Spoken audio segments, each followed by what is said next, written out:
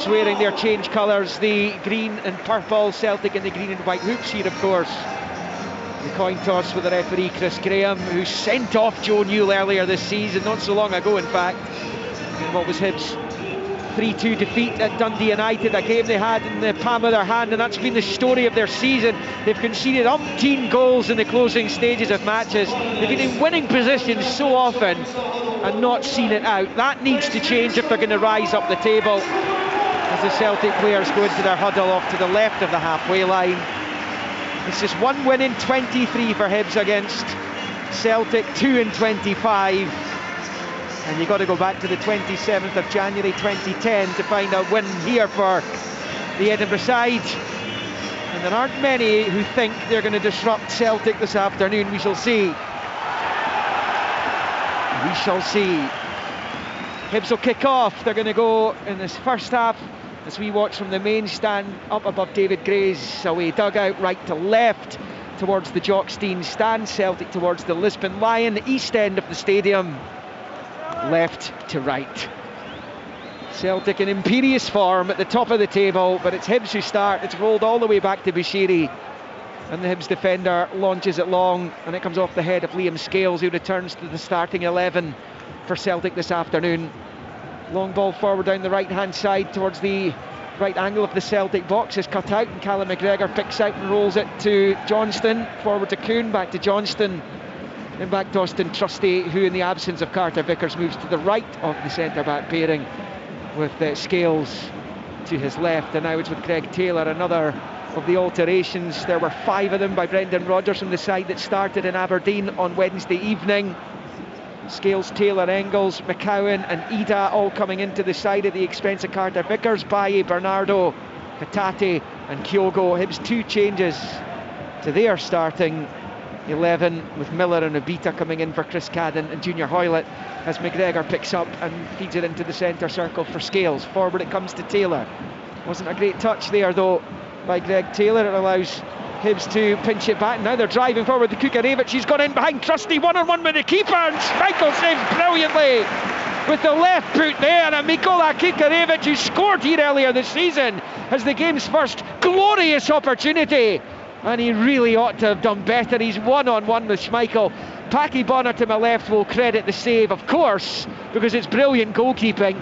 But you were expecting Kukarevich, as Hibs through Johan come down the right and win the corner, to have gone in front there through the big Ukrainian striker, Paki. Yeah, he listened, he picked the ball up. There was a huge space for him, nobody picking him up. When Greg Taylor lost the ball in the middle of the pitch, that space was open and he almost stood alone in it, and then he was over, he wasn't offside, over the halfway line. He had piles of time to get his composure, maybe too much time, but Schmeichel does come up with a big save, an important save started this game. He's only conceded 4 times in the Premiership this season, Schmeichel. It's a Hibs corner from the far side, and it comes flicked away by Scales.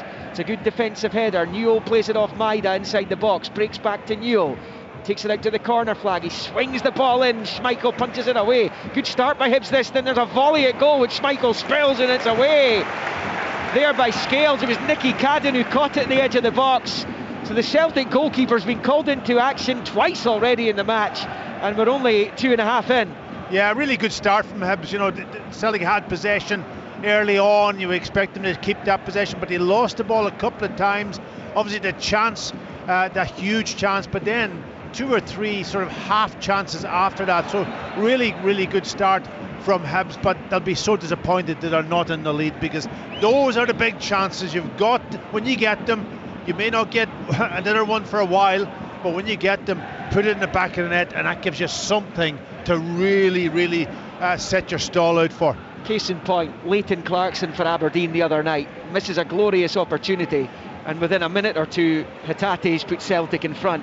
Here's Johnston for Celtic down the right hand side. Abita's there to clear it out for a throw in over here for Celtic, a bit level with the Hibs 18. This is the first time Celtic have been up the pitch in this game, still in its infancy. It's bowled back by Johnston to Trusty, and he turns it into the centre circle for Scales. Everyone bar Schmeichel all of a sudden in the Hibs half. So Kukarevich, he actually scored the first goal against Kasper Schmeichel after his move to the club. First competitive goal he conceded was a Kukarevich header in the League Cup meeting between the sides here, which Celtic won 3-1. They beat Hibs in the league at Easter Road the week before, 2-0. As Kuhn picks it up midway inside his own the Hibs half and rolls it into McGregor, back to Scales, then out to Greg Taylor on the far side, crosses in, Ida goes down, it's flicked half away by Iredale and then collected on this near side by Johnston. Feeds it to Engels, he's to McCowan, back out to Kuhn, level with the 18-yard line. It's Nicholas Kuhn out to McCowan, who's back in the starting 11. And then coming against Ross County, Celtic romped to a 5-0 lead at the break. They're having a tough time of it early on here though, as Abita wins it back off Kuhn, turns it into Kukarevich. Side football back to Iredale, who's looking for the big switch out to Eli Johan on the far side. Support from Miller to Johan, he's at the right angle of the box, decides to shoot, that's held on to comfortably this time by Schmeichel, but it's 3 shots on target for Hibs at Celtic Park in the opening 5 minutes. It stays 0-0. Yeah, listen, when they won the ball, Hibs, they're really sharp on the almost transition, the counter-attack and getting forward. Then they've got players higher up the pitch. Kukarevich is playing as an out-and-out centre forward, but they've got Johan, they've got Cadden almost up level with him at times, and that gives good support, and they're getting into good positions. Celtic have it down the right of the Hibs box here with Kuhn up against the Beta, the overlap from Johnston, it's a low ball in and it's a goal! Arne Engels I think got the final touch. Ida was in there too. And despite a really bright start from Hibs, it is Celtic who hit the front. Arne Engels with it after good work down the right, and it is Celtic 1, Hibernian 0. There's a difference. Opportunity arises, they take full advantage, and that was a good ball in. Listen, across the 6-yard box, but one of those centre backs has got to cut out that near post. There's 3 of them in there. Yes, Celtic had 2 or 3 players arriving in the box, but the ball sort of was almost allowed to get right into the middle of the goal, and that is not good enough. I don't know who should have been, it must have been the first centre half, really should be stepping into that zone and making sure that ball does not go across him. It's far too easy for Celtic. The goal's good as well, despite the cluster of players in there. The 2 Celtic players were onside. Really good play by Kuhn and Johnston down the right flank there, and Hibs cut open. And well, we were just saying this, and I used the phrase on Wednesday night at Pittodrie, Packy, if you take your shot at the king, you cannot afford to miss. And Hibs did twice, did 2 chances, but in particular Nikola Kukarevich. The first one was a chance that you would expect the striker, but listen, he's hit the target, the goalkeeper's come up with a big save, and that, but Celtic's so clinical in front of goal. Yeah, here they come again down the right. It's Kuhn once more, level with the 6-yard line. He was quieter the other night. He's used Johnston again. This time the delicate chip towards the back post is missed by everyone. Picked up by Taylor, left hand side, looks up, thought about the cross, and he gets himself tied up in a bit of a knot there, but he rolls it back to Engels. A square ball to Kuhn is cut out, but he gets back onto it. Now it's with McCowan at the edge of the box. He goes down, eventually overcrowded, and Hibs are able to clear this time, and it will be picked up by Trusty. It's going to have to be a really good reaction, this, by Hibernian, because it would be so easy for the Heads to go down, even this early in the game, even though it's just the 1 goal. Given how bright a start they made, they still find themselves behind here. When you look back at the goal, you know, it's a very simple defensive organisation. They've got 3 centre backs, and of course Celtic have 1 striker. Midfielders arrive in the box, of course, but one of them have got to take that near post area. It's got to be Iredale for me, Jack Iredale. He's the one on that sort of left of the 3. He's got to position himself so that ball never gets across between him and the goalkeeper.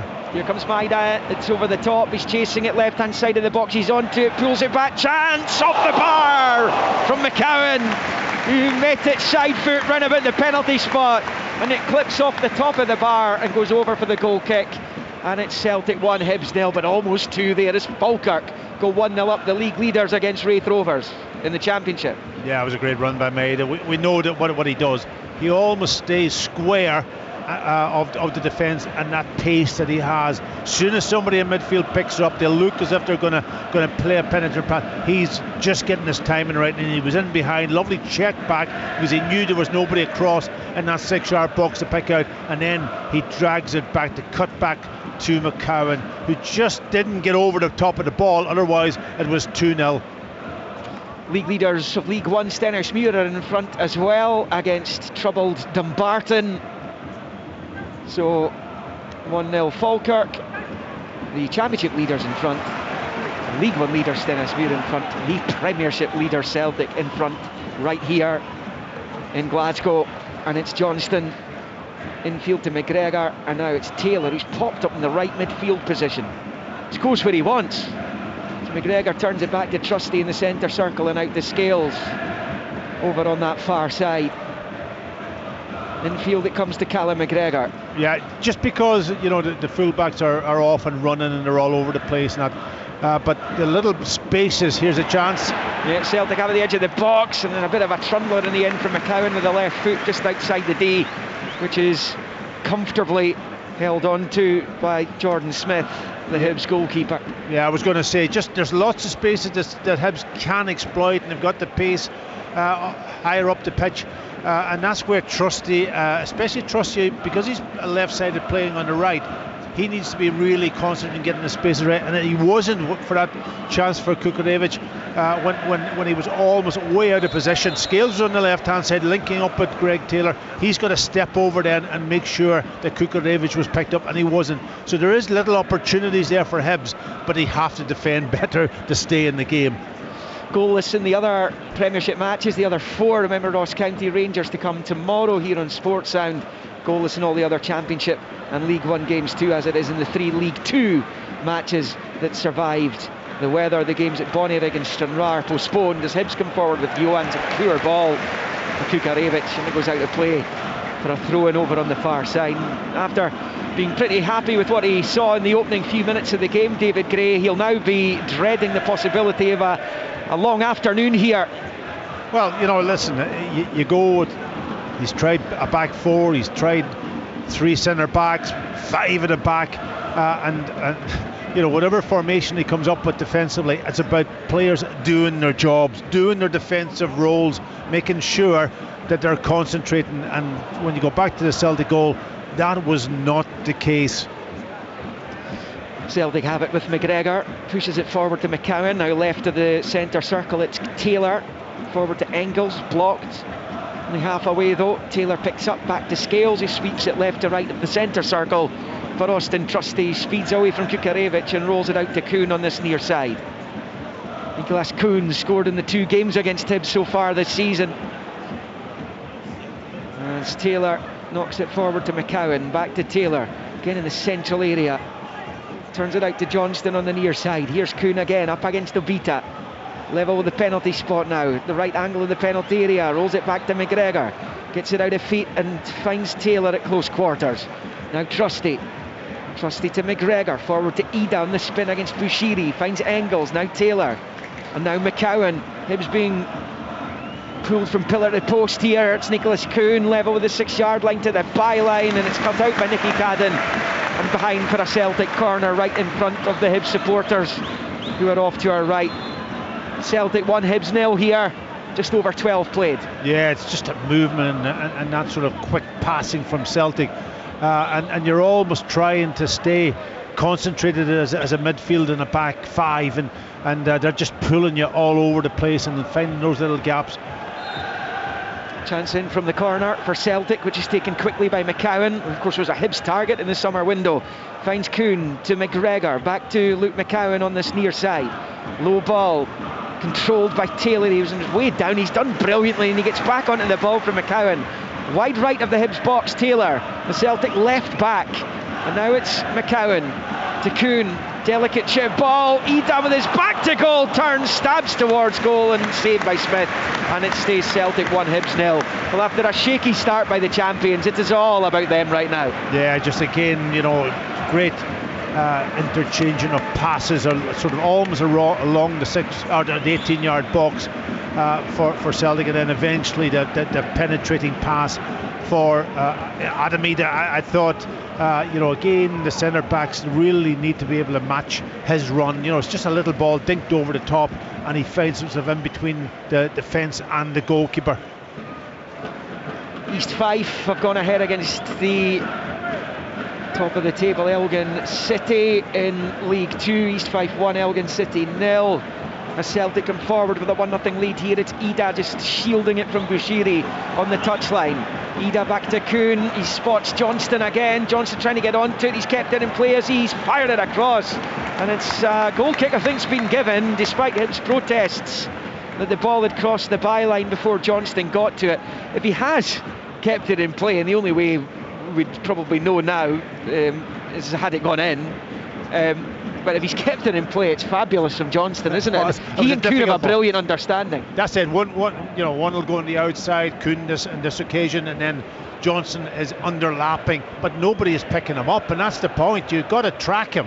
Either the centre back on that side has to come and over and deal with him, or the midfielder, whoever it is. And I think it's Cadden to probably just let Johnston go. He did brilliantly to get his cross over it. Yes, it was just out of play, but it was a difficult ball. But that sort of space that he had to exploit was not good enough again from Hibs defensively.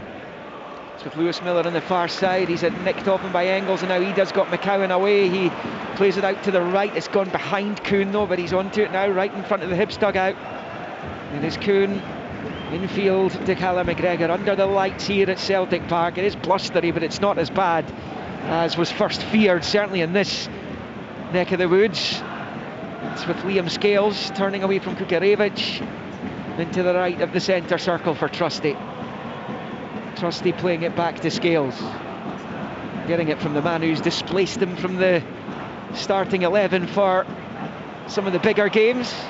Liam Scales, he'll be worried about his cup final place next Sunday. I think the first choice starting 11 for Brendan Rodgers right now features Trusty and Carter Vickers at the centre back pairing. We shall see as Avita collects on this near side, rolls it back to Newell, who finds Triantis, and then back into his own half for Iredale.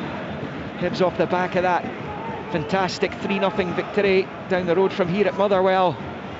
Off the back of that, but a draw with Aberdeen before a game. I think both teams were annoyed they didn't win. David Gray certainly felt his team should have won it, yet they were 2-1 and 3-2 behind in second half stoppage time. So given that, perhaps a draw wasn't the worst outcome as Iredale sprints forward and turns it to his right there for O'Hara, right to Miller. Miller infield to Kukarevich. First time ball back into his own half for Rocky Bushiri, who scored that very late equaliser against Aberdeen in the game I was just talking about. Here's Eli Johan. He's found Miller driving down the right hand side. Hibs have plenty forward. Miller right hand side of the box, pulls it back for Newell, who skies it. Penalty spot area. He might have slipped as he went for it with the left foot, but he's booted it into almost halfway up the Jock Stein stand behind Kasper Schmeichel's goal. It is another glorious chance for Hibs, which they have failed to take almost in 17. Celtic 1, Hibs 0. It's been the story of the game so far. Big chances for Hibs, failed to take them, and then Celtic score. But that was good play. They've knocked probably about 8 or 9 passes together, worked it from side to side. And eventually then played a lovely 1-2 down the right hand side to allow Miller to get free, and he did everything right. He just put it on the plate for Newell, and he's coming onto it with his left foot, but he's almost fallen backwards as he hits that ball, and it was always going to skide over the crossbar. He's got to get his body over it, hit the target, make the goalkeeper at least save it, but it was an enormous chance from what about penalty spot? He's round about the penalty spot. He might have slipped just as he went to take it, but what an opportunity that was. Aguiman got the Falkirk goal incidentally against Wraith Rovers, and Queen's Park have just gone 1-0 up against bottom dogs Airdrieonians in the Championship. Elsewhere it's goalless in the second tier, and the other matches in the Premiership are 0-0 as well, as things stand. Plenty to go across the board. It is Celtic in possession with Kuhn on this right-hand side of the Hibs box, again level with 18-yard line. Back to McGregor, takes a couple of touches, he has a go at goal. It's cut out by his opposite skipper Newell. Miller desperately trying to prevent the ball going out over on the far side. I think it would be a corner. It was looking initially like it might go for the corner kick, but it was going to go out for a goal kick in the end. But Maida put the pressure on, and it comes off him last, and it will be a Hibs ball. Yeah, I did say that there is spaces either side of the centre half for Hibs to exploit. That time they did exploit it very, very well with a combination of passes, and they got their wing back almost breaking right up to the byline, and it was created that chance for Hibs. So they're still in this game.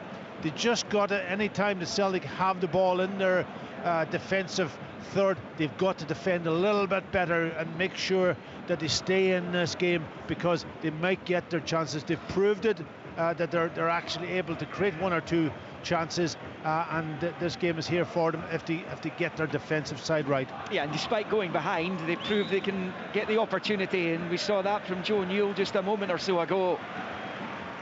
Newell and Kukarevich were the best chances for Hibs, one either side of the goal that separates the two teams, scored by Arne Engels, his fourth in Celtic colours, having been left out of the starting 11 at Pittodrie on Wednesday, and it is he on the ball, the young Belgian, over on the far side against Johan. Rolls it infield to Scales. Scales on the halfway line. Just turns it to his right to Trusty, and then out to Kuhn. Kuhn's little dink forward, looking for Johnston's cut out by Nicky Cadden. Puts it out for a throw-in, which Johnston takes quickly in field to McGregor, and then back to Trusty, who finds Liam Scales in the centre circle. Celtic leading 1-0 on 20 minutes. Here on Sportsound, BBC Radio Scotland, extra on digital, 810 medium wave, online at bbc.co.uk/sportscotland.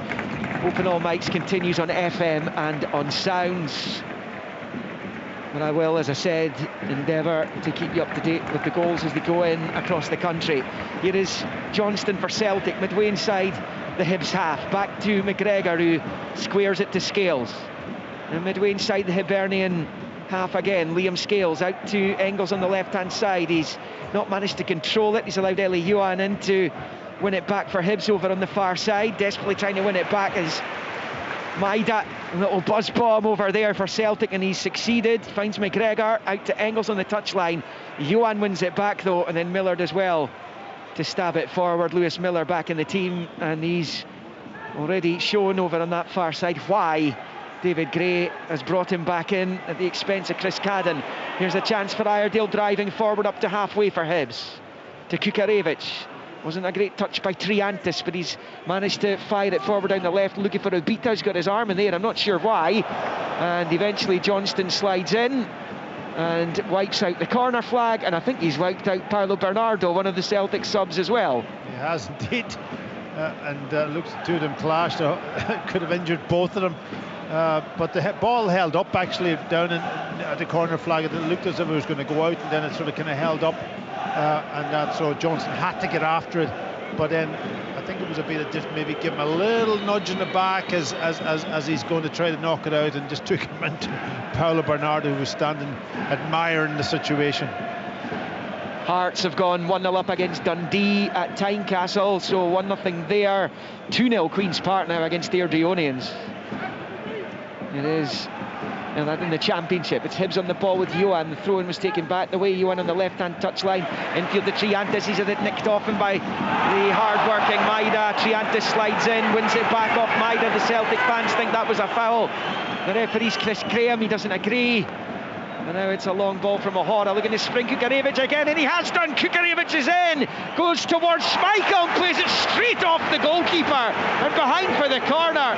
Well, the Celtic fans will boo because they think Maida's been fouled, but they've got to keep playing. Hibs kept playing, but for some reason it's almost as though Kukarevich was expecting the flag to go up, and of course in the age of VAR you've got to just keep going.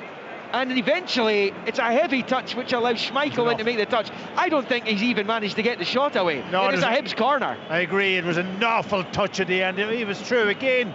Trusty on that left hand side this time. Again, I don't know whether he was trying to step up or what he was doing, but certainly he wasn't offside. What a chance. In comes the corner, headed away by Scales, and he gets a bonus because it bounces off Johan and behind for the goal kick from that corner. But my goodness, Mikola Kukarevich has had two glorious opportunities, one-on-one, to score at Celtic Park. You cannot afford to miss them. He just looked as if he was lacking the confidence in that situation. But again, you know, they're getting in with that sort of ball almost over the top, and Celtic's defence, just getting caught square and not doing the defensive role that you have to do. Just Trusty's got to maybe another occasion just drop off a little bit. What a chance! As a final touch though was so bad, and allowed Schmeichel to come out again and make the big save. That should have been the shot rather than the touch. Yeah, he's down now. He's injured, Kukarevich. Yeah, once he goes close to the goalkeeper on that final touch, the goalkeeper then has the advantage and he can spread himself. What he's done, and he's done it well, Schmeichel. You've got to give credit. These are the big saves that the Celtic goalkeeper needs to make for his team to help them out, and he's done it twice now. But again, down, that's the big chance that Hibs are looking for. I don't know how you rectify that. You know, do you change the striker because he's not able to do it, or you give him keep doing it? He's obviously tweaked a groin, and he's struggling a little bit, so I think they will have to go to the bench if that's the case. But those were two chances. Is he feeling sorry for himself a little bit? I'm not sure. Well, St Johnstone, I think, have gone ahead against Aberdeen as well. I'll bring you news of that in just a moment, as soon as I get confirmation of it. But here, Kukarevich appears to be struggling, but he's going to come back on. He's going to give it a go, the big Hibs number 99, but you can forgive him for wanting the ground to swallow him up right now. Yeah, and absolutely. And you know, he's a big lad, he's a good target man, he looks like he's quick enough, but sorry, those were two chances that and a game like this, when chances aren't come in abundance, then you've got to at least take one of them. Just confirmation of that St Johnstone goal there. 1-0 up at Pittodrie against Aberdeen, who are on this winless run right now of 4 games in the league, 2 defeats, 2 draws since that very impressive start to the campaign. But St Johnstone have the lead at Pittodrie. Some late winter sunshine in the top tier of the North Stand at Celtic Park as Kukarevich goes down again, and this has just been an absolute nightmare. 26 minutes now for Kukarevich. 2 massive opportunities he has blown, and surely now that he's gone down for a second time, he's going to have to be replaced, and Josh Campbell down there is going to replace him. Yeah, I'm not sure if he overstretched when he took that touch just to try to get in and that, but he certainly, obviously, he's tweaked his groin, and that is uncomfortable, so he will come off. But yeah, he'll sit down on the bench and he'll think about what could he have done better in those 2 instances. Certainly the second one was a really bad final touch, but again, you're right, Liam, I think he's got to get a shot away a little bit earlier before the space is almost shut down by Schmeichel, and make the goalkeeper have to dive. At least he sticks out a leg and just makes a block in both occasions. Right, goal scorer update. Mackenzie Kirk scored that St Johnstone goal, and finally Lauren Shankland has got back amongst the goals, and that's why Hearts lead Dundee by a 1-0. It remains goalless at Tannadice, and down the road from here in Paisley, Celtic 1-0 up, and it's Liam Scales with the ball to Trusty. The worry for Brendan Rodgers will be the 2 long balls that have caught his defence out completely. They've been taken right out by 1 long ball on each occasion. Yeah, I would like to see them again, but you know, I'm going to say, obviously the fullbacks is higher up the pitch, and it obviously leaves those spaces.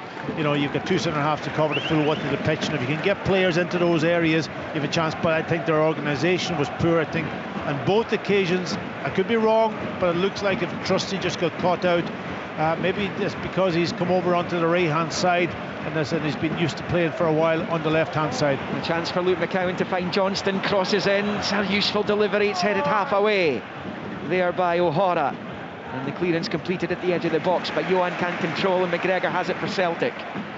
Gets it back from Scales, out to Johnston on this near side, forward towards Kuhn. Is he on or offside? He's on it right now. Kuhn up against Iredale, right angle in the box, rolls it back, the ref gets in the way of Greg Taylor, and that will annoy the Celtic supporters again as it goes out for a Hibs throw-in on the near side. And Chris Graham not exactly making too many friends amongst the natives here.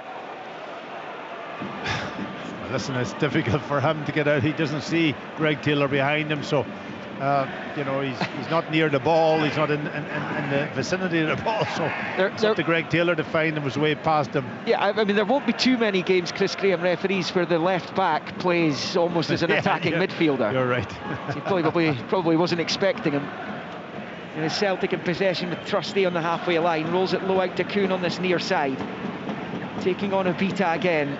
11 goals and 11 assists this season for Nicolas Kuhn. Back to McGregor, then back to Taylor, dead centre of the pitch there, midway inside Hibs territory, rolls it low out to Johnston, and now it's with Kuhn, right hand side of the box. His ball across, cut out by Iredale, and behind for a Celtic corner. They lead 1-0 to the home team as we approach the half hour. Well, I can't say, listen, they've had probably more the possession, but I can't say that they deserve to be in the lead with the chances that Hibs have had in this game. Kuhn with a cross, headed away there by Hibs through Iredale, picked up by McCowan. Now McGregor, he spots Kuhn, 2 in the middle. It's behind Ida, still alive though. Trusty trying to bundle it home, doesn't succeed, but he does win the corner. It stays Celtic 1, Hibs 0. I'm not sure whether Adam Ida sort of got caught trying to flick it, and he didn't make contact with the ball.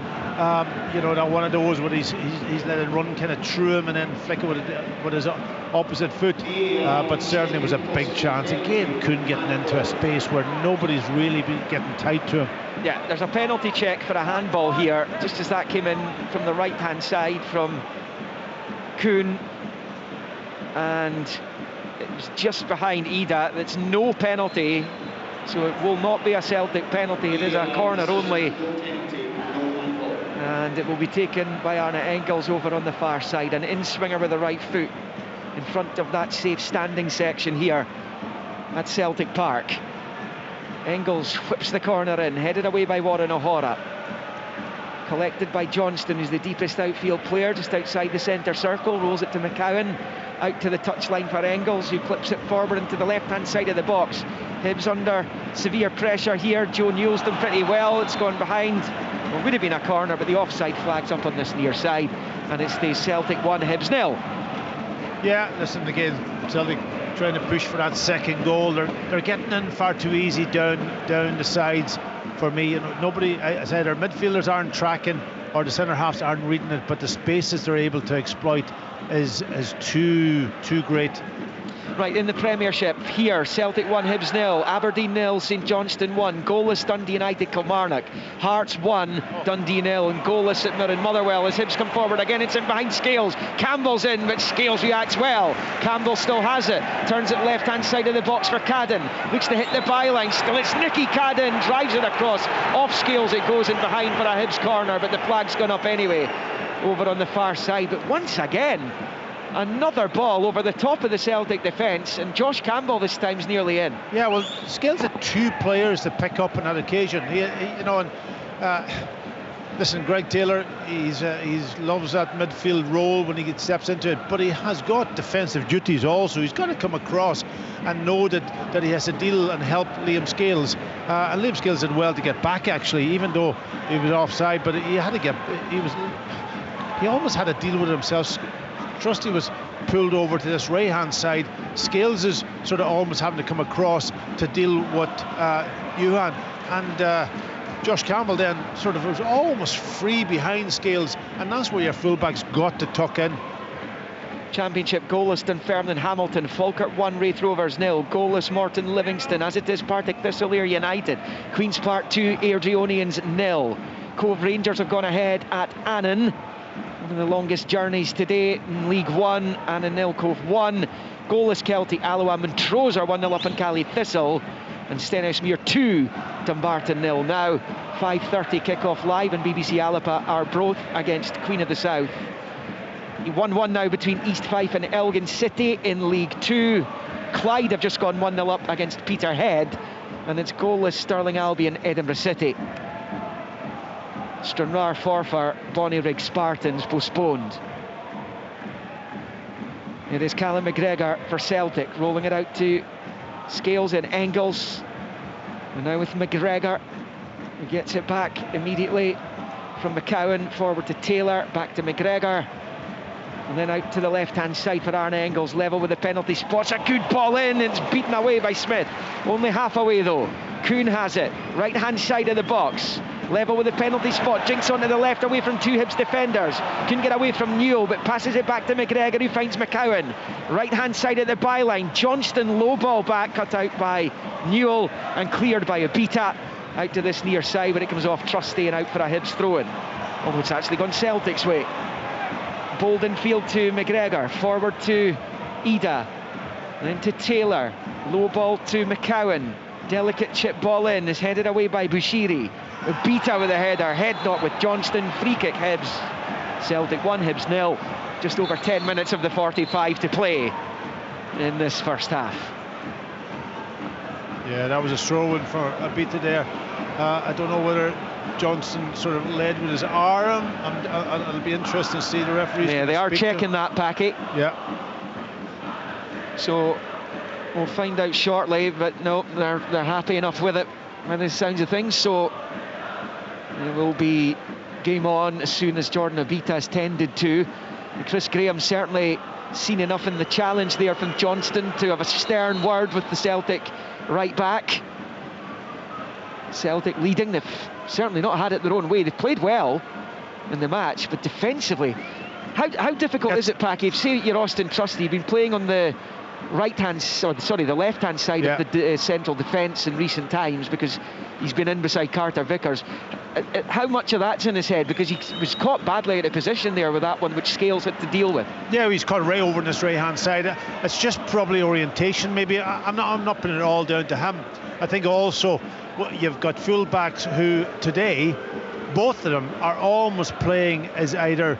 They're almost up as high as you would expect wingers to be as inverted wingers, and Greg Diller's sort of kind of roaming all over the pitch, and that leaves huge spaces. And if Scales has got to come across and pick somebody up, then off his left shoulder, there's that space, and certainly, then you've got a midfield runner going. You've no chance.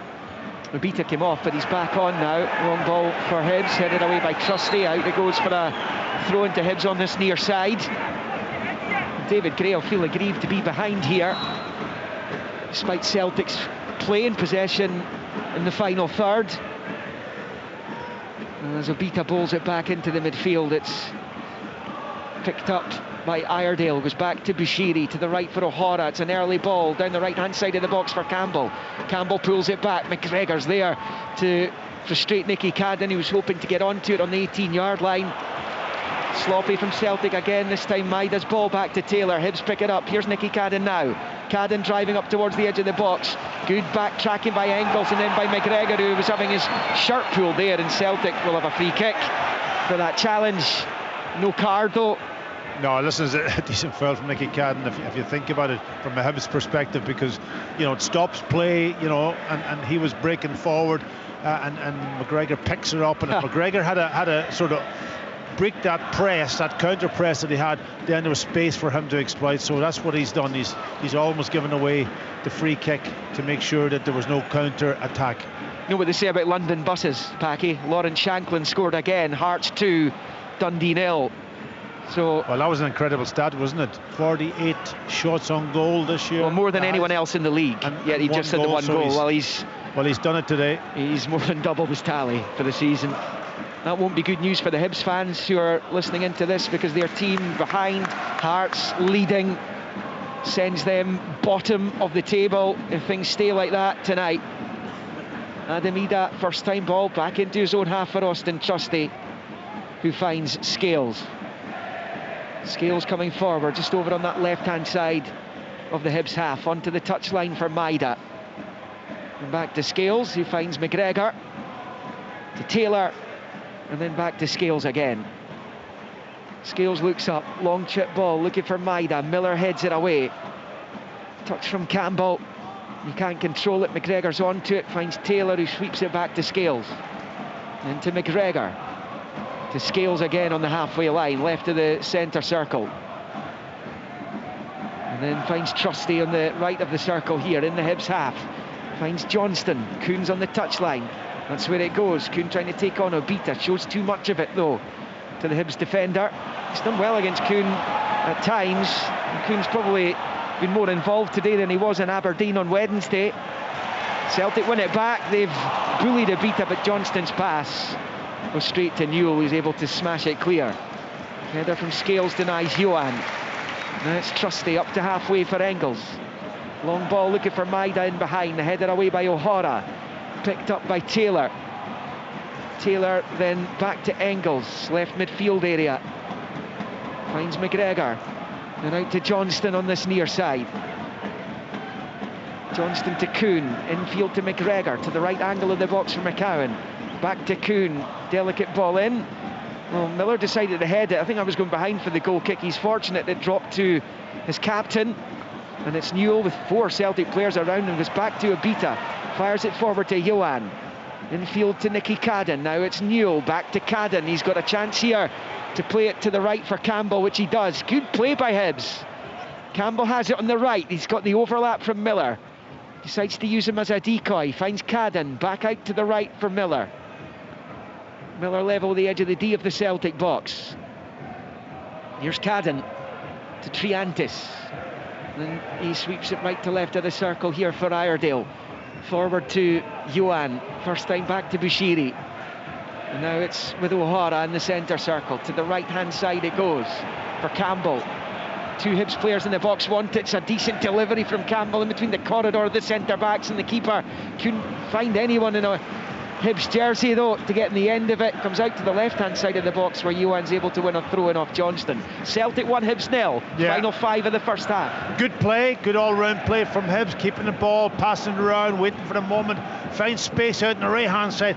That's when they need to get, and that's where Kukurevich is not on the field now for that sort of cross into the box. Other people will have to get in there. They were a bit slow in getting in there, but it was a decent ball in, but nobody on the end of it. 2-0 Montrose against Cali Thistle now in League One. And Alloa 1-0 up at Kelties. The long throw comes to nothing. Celtic headed away. Hooked back over his head high into the air by Newell to the edge of the box where Ida gets the vital touch onto it. Newell battling and winning it back and being brought down by Engels, who's going to be yellow carded by Chris Graham. And Hibs have a free kick here about midway inside the Celtic half, about 10 yards from this near side touchline. Yeah, it's a good position for them to put their 3 centre backs up in the box. Just get it in between the goalkeeper and Celtic's defence and see if somebody can go and attack it. Good finish to the first half from Hibs. Yeah, they started it well and they're finishing it well here. Nicky Cadden over this free kick. They are checking possible red card. They don't seem to be duly bothered by it. The referee, certainly going by Chris Graham, the referee, it doesn't appear as though anything's imminent here, but they are checking to see if this yellow could potentially for Engels be upgraded to a red. There's no sign of that at the moment, and the check is complete and it is not a red card and it will be a Hibs free kick. As I said, the referee looked fairly relaxed about the whole thing. It will be Nicky Cadden over this Hibs free kick with a left foot, as I said. Left centre, 10 yards from this near side touchline. Midway inside the Celtic half. The Hibs header's 1, into the air it goes, but it goes right through to Schmeichel, who can hold on comfortably. And it stays Celtic 1, Hibs 0. Yeah, it just wasn't put into the area that I think is probably about 3 or 4 yards almost out from where I would like the ball to be if I was playing for Hibs, that you can go and attack. You couldn't really go and get the momentum on his header there, even though he's got a free header and he's got up, didn't get the right momentum and just knocked it up into the air. Celtic have it wide on the right with Maida. Low ball back to McGregor. Back out to Maida on the left-hand side. Brilliant turn of pace, driving in the left. Early low ball in, cut out by O'Hara. His clearance bounces off Miller and behind for a Celtic corner. As we approach the interval here. Celtic with that 1-0 lead given to them by Arne Engels.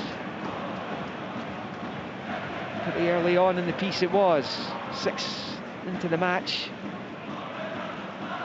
And he's going to take the corner himself here. In-swinger with the right boot over on the far side. The Celtic left. In it comes. O'Hara wins the header at the near post to clear. Into the far side, and O'Hara The second attempt gets it clear with the right foot, all the way through to Schmeichel, who's midway inside his own half over on that left-hand side. We thought about playing it back to Johnston. He was even further behind him, and he just dribbles it back into his box and picks it up. Yeah, I don't know why. I'm trying to see who it was who was putting pressure on him, but certainly I'm looking at him saying to him, go and put pressure on the goalkeeper. He's 40-50 yards from his goal. He's under a little bit of pressure, and if he had put him under the initial first press, then I think Schmeichel could have been sort of maybe prompted to maybe put the ball at risk, but that wasn't the case, and he had all the time in the world just to settle on it and go back into his box and pick it up. Celtic have it. Engels is midway inside the Hibs half, over on the far side. Infield to McGregor, out to Taylor. His cross is cut out by O'Hara. Hibs still very much in the game though. And despite all the pressure that they've had and the possession that they've had, Jordan Smith hasn't had too many saves to make. Said the same thing about Aberdeen's Ross Doohan the other night. Lots of really nice football from Celtic. They have got the early goal on this occasion. Had to wait late on before Hatate won all 3 points against Aberdeen. As McGregor picks up and finds Taylor at the edge of the centre circle. His ball forward is headed away by Iredale. Now it's with Kuhn. Delicate ball in, looking for Maida. Glances the header. He got in behind Miller and glanced behind for the goal kick. And it stays Celtic 1, Hibs 0 as we go into the first of 5 minutes added on at the end here. Yeah, it's always a nightmare for a fullback when the ball's over on this right hand side and people are kind of cutting on the inside, and you're up against Maeda because he is so quick and he gets himself into great positions that you've got to track him. You can't afford to let him go. It's his timing of the run also, and then if he gets inside you, it's really danger. So the Premiership, Celtic 1, Hibs 0 here. Aberdeen 0, St Johnstone 1. Dundee United 0, Kilmarnock 0. Hearts 2, Dundee 0. St Mirren 0, Motherwell 0. In the Championship, Dunfermline 0, Hamilton 0. Falkirk 1, Wraith 0. Goalless Morton, Livingston and Partick Thistle United. Queen's Park 2, Airdrieonians 0 in the second tier. In League 1, Anna 0, Cove Rangers 1, Kelty 0, Alloa 1. Those 2 games at half-time now. Montrose 2, Cali Thistle 0, and Stenhousemuir 2, Dumbarton 0. Arbroath, Queen of the South is a late kick-off. Quick-fire goals between Clyde and Peterhead. Clyde 2, Peterhead 1.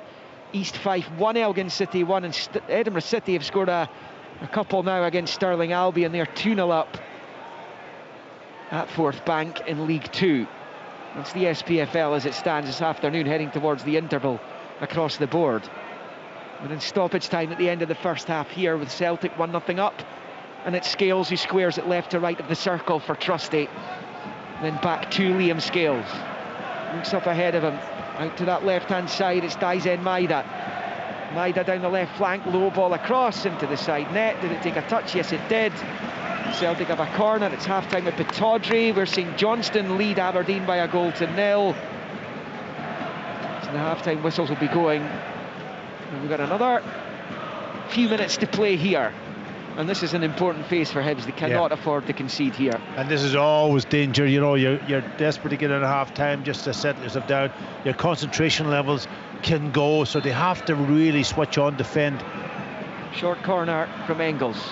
With Kuhn now driving towards the byline, well defended there by Nicky Cadden, but his clearance goes straight to Engels, level with the 18-yard line, rolls it back the way. McCowan fires the ball in, it drops to Ida. Brilliant save, brilliant bit of goalkeeping from Smith. That looked like 2-0. Ida had the goal in front of him, still Celtic come. Here's McCowan, his efforts deflected and blocked, breaks to Taylor. Well, the first time effort was on for him, decided to take a touch, and now there's a chance to whip it forward for Johan, who's got pace to burn up against Johnston, who reacts brilliantly well. So it's not just a round of applause from the Celtic supporters, but from his manager on the touchline as well.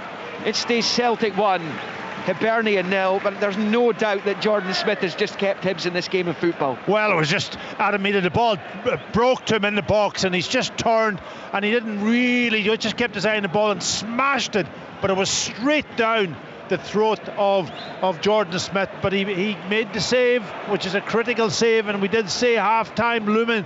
Celtic are very, very dangerous, so yeah, big save, keeps Hibs in the game. Yeah. Well, we've seen Celtic surrender a 2-goal lead here this season, but the fact is it does not happen very often. It was 14 years since it had happened previously, and that you would have imagined would have been game over there. But brilliant goalkeeping. Both goalkeepers have made excellent saves this afternoon, which will always please the man to my left. Yeah, always like to see the goalkeepers do well, even though you know, it's tough in the modern game. You've got to be good at making the big saves, but you also have to do the other part of the game too. All-rounder. Not at half-time yet though. Final minute of the 5 that were added, and it's Maida down the left-hand side of the Hibs box. Rolls it back to McGregor. Scales offers himself, goes back to Liam Scales, and gives it to Callum McGregor. Full half-time roundup of the scorelines coming up. Once we're done here, there's Engels, an ambitious looking effort. Smith panicked enough to get down low to his right and put it behind for the corner. Yeah, another decent save. He was in a good position, good strike. Just bounced slightly in front of him and to get his big hand to give away the corner. One last chance in this first half, and it's going to come to the champions. And league leaders, right now as it stands, are going 10 points clear at the top. Second placed Aberdeen losing at home to St Johnstone. Engels whips the corner in, it's a good one, headed half away by Miller. McGregor plucks the ball out of the sky with the left foot, forced out wide right by the touch. Goes back to McCowan and into the centre circle for Johnston, but Chris Graham blows for half time. Celtic have the lead. Hibs have probably had the best chances out with the goal that was scored by Arne Engels as he tucked home a ball in by Johnston after good work by Kuhn. But Kukarevich spurned 2 glorious chances for Hibs either side of that Engels strike. Josh Campbell found himself in as well, and Kasper Schmeichel forced into action a couple of times. Joe Newell put one over the crossbar. What a chance that was for the Hibs captain on 17 minutes. Then right at the end of the first half, Smith with a couple of really important saves, first from Ida, then from Engels, to ensure that the scoreline is one that Hibs can still hit back in. Celtic 1, Hibernian 0 at the break. You know, people want to come in and congratulate their team for doing really well, or have a go at the manager, whatever it is, but it's important to give the fans a voice. We'll have fans on the phone, but there is now this voice note option, and it's worked really well for us. It's great to hear the fans, particularly when they've just come out of the ground. Yeah, it's exactly real time. Emotions still running high, elation or dejection running high. And we've got some interesting contributions, and even after 45 minutes today. Is this your personal mobile number they're leaving voice notes? Oh, wouldn't that be good? Wouldn't that be good? You know, St Johnstone fans will be thrilled at the moment. Aberdeen fans, the wheels are coming off the bike here. You know, I mean, this is not a game I expected them to win. They might still win it. I didn't expect this. I'm just looking at that goal. Lawrence Shankton is the man of the half, Lawrence Shankton. I'm just looking at that goal at Pittodrie again. That is an absolute calamity. I said it before about in the middle of the park. There's 3 players, Rubizic, Shinnie and Nelson, all like standing next to the ball. And in the end, Nelson tries to flick a ball around the corner, gives the possession away, then gets slipped out wide and the ball's thrown in and McGarry doesn't deal with it correctly. That is a collective calamity from Aberdeen defensively with that goal. We'll get more from Willie on that. We'll get all the half-time reports. We'll give you the latest scores across the country. Stay tuned to Sportsound on BBC Radio Scotland. We're with you right through until 7 o'clock. All the grounds, all the goals, all the news. This is Open All Mics from Sportsound. From BBC Radio Scotland. The Scottish League Cup final lives here next weekend. Huge scenes of celebration away to our left here at the National Stadium. Rangers are looking to retain the trophy. Their hopes and dreams of keeping hold of the League Cup go on. But Celtic, who were rampant in reaching the final, stand in their way. Celtic are the brilliant best tonight, thumping Aberdeen. It's the Scottish League Cup final.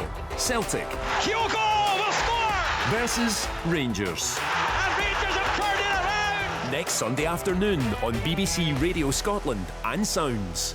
You're listening to Sportsound on BBC Radio Scotland. A commentary match this afternoon comes from the East End of Glasgow. Celtic at home to Hibs. Let's hear from Pat Bonner and Liam McLeod.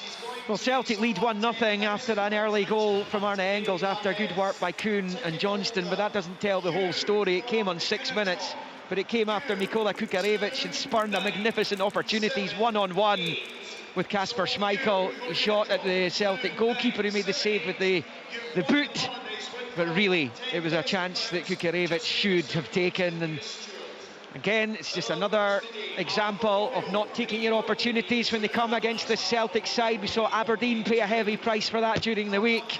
Hibs paid a price with Engels opening the scoring not too long after. Nicky Cadden had also tested the Celtic goalkeeper.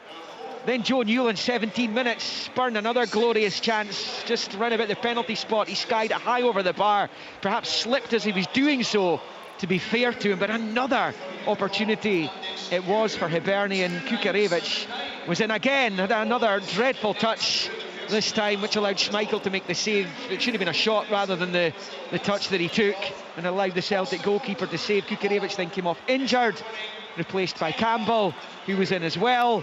Long balls causing Celtic problems at the heart of their defence this afternoon. That's going to be a concern for Brendan Rodgers. Because right at the end of the half there, Jordan Smith's made two excellent saves from Ida and from Engels as well.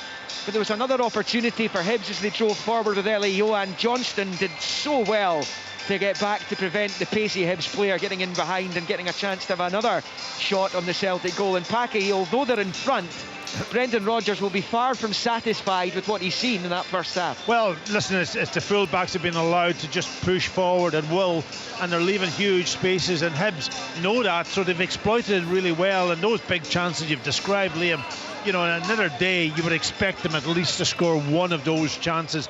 But still, and then when they lose the goal, I thought it was a poor goal, poor defensive goal for them to lose. But from Celtic's perspective, they're not complaining. 1-0 up, maybe could have been 2 with McCowan off, that one off the crossbar. And that Celtic just desperate to get the second goal just to settle them down, but they always look vulnerable.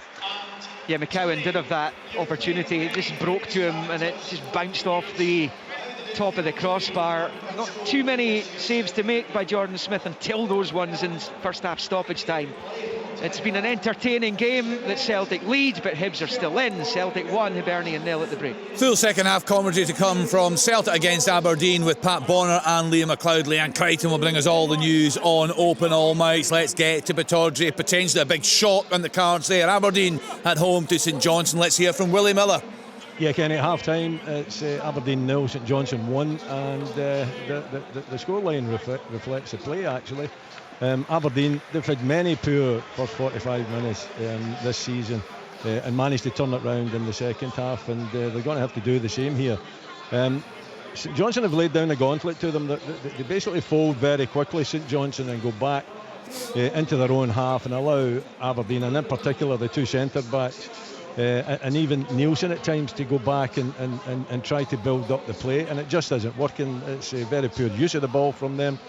Going forward, Shane Morris is doing very little. He's had 1 or 2 runs towards the byline. He's been well marshalled throughout.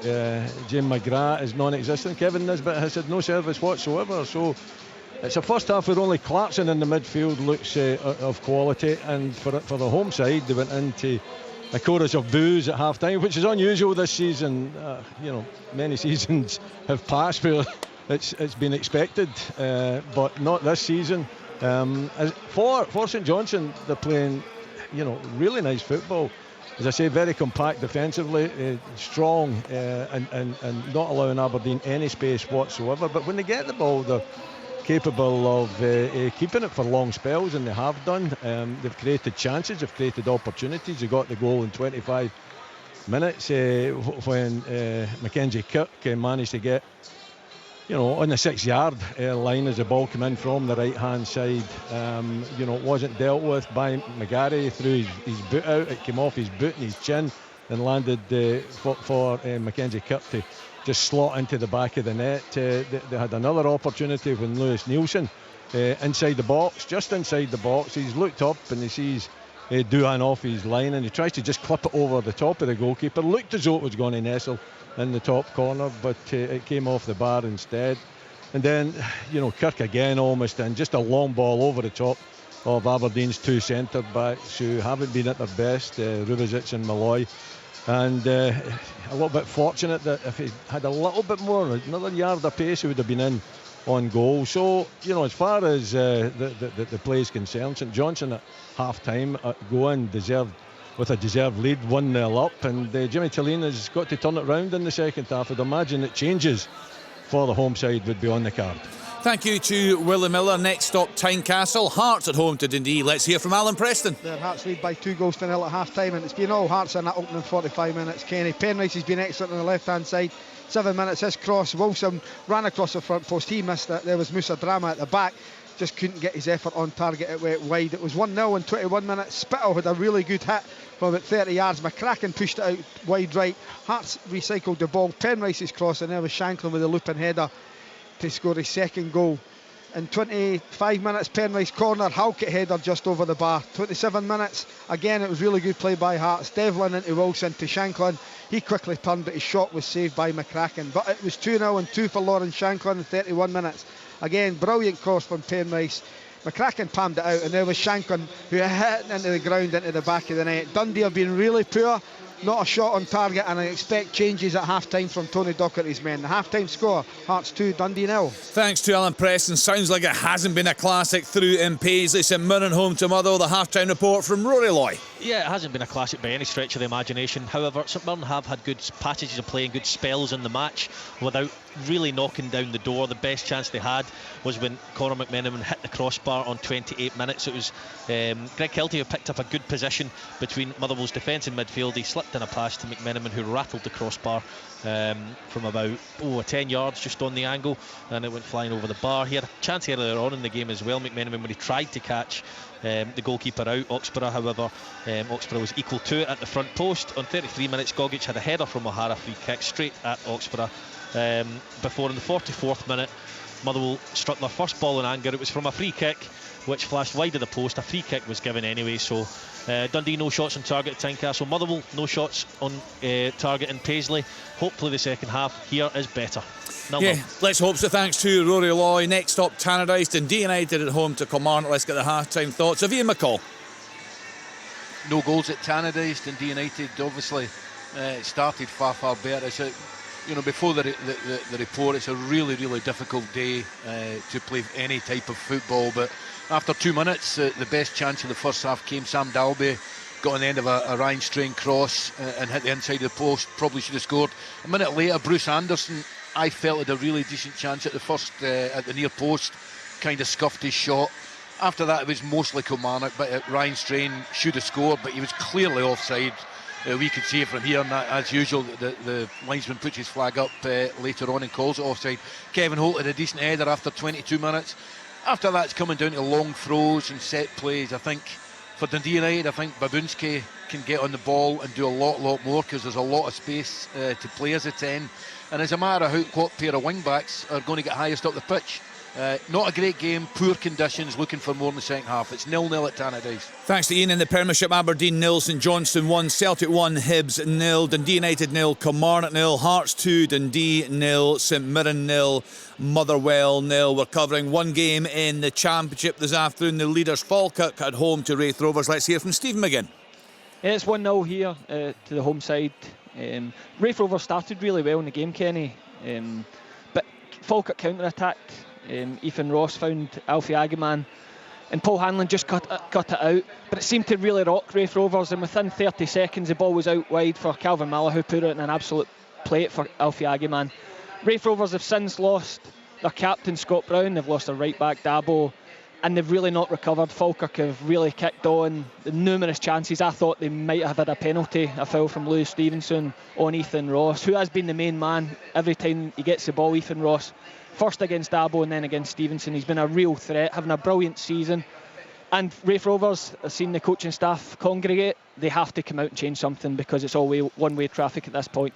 Good stuff. Thanks to Stephen McGinn. Elsewhere in the Championship, Dunfermline 0, Hamilton Accies 0, Morton 0, Livingston 0, Partick Thistle 0, Ayr United 0, Queen's Park 2, Airdrie 0. In League 1, Annan Athletic 0, Cove Rangers 1, Kelty Hearts 0, Alloa Athletic 1, Montrose 2, Inverness Cally Thistle 0, Stenishmuir 2, Dumbarton 0, Dumbarton down to 10 men. 5:30 start are both at home to Queen of the South. In League 2, the match between Bonnyrigg Rose and Spartans, that was postponed this morning. Clyde 2, Peterhead 1, East Fife 1, Elgin City 1, Stirling Albion 0, Edinburgh City 2, and in England, the Merseyside derby, Everton against Liverpool, that was also postponed. Aston Villa 1, Southampton 0, Brentford 2, Newcastle United 2, Crystal Palace 1, Manchester City 1. 5:30 start, Manchester United at home to Nottingham Forest. We're just waiting for the teams to come back out at Celtic Park. Willie, I see you're back underway there at Pittodrie. Some changes? I think I was seeing that. I thought there might have been yes. 1 or 2, but maybe not 3. Right. So Jimmy Tillean's made 3 changes. Devlin comes on, Palaversa and Duke. So Devlin goes to right back and Jack Milne goes over to left back because McGarry is off. Nielsen has been hooked along with, well, we did say that at the beginning of the programme, didn't we? That Shade Morris doesn't always turn it on when he starts a game, and he's been invited to take an early shower as well. So 3 changes from Jimmy Tillean. I think that tells its own story, doesn't it? He's not happy with the performance. Fans are not happy with the performance. It's lacklustre, it's lacking energy, creativity, it's lacking everything that they've shown for most of this season. So the changes were justified. Yeah, and they usually work, to be fair to the Aberdeen manager. Let's see what happens there. Just back underway for yourself at Tynecastle, and I've seen the pictures coming in there, and Tony Docherty waiting on the match officials. He had some strong words with them there. Was there anything obvious, Alan? Just a corner last minute. Right. It was a corner. Ayagoki knocked it out, and the referee gave a by kick, and that was it, because clearly wasn't a corner last minute, but Tony was going ballistic in front of me. Honestly, goodness, I suppose that just shows what two managers changes, are like. as I Right, said, Kenny. okay. So Robertson's gone off, Eddie Woomi's gone off as well, and then come Ingram and Simon Murray, who I expected Simon Murray to play today, but anyway, he's on now. Good stuff. Okay, a choice of listening once again on Sports. And for commenters, Celtic against Hibs, tuned to digital, 810 medium wave and BBC Radio Scotland Extra on BBC Sounds. For open all mics, tuned to BBC Radio Scotland on 92 to 95 FM and BBC Sounds. And you can follow all the action live online, bbc.co.uk/Sport Scotland. This is Sports Sound from BBC Radio.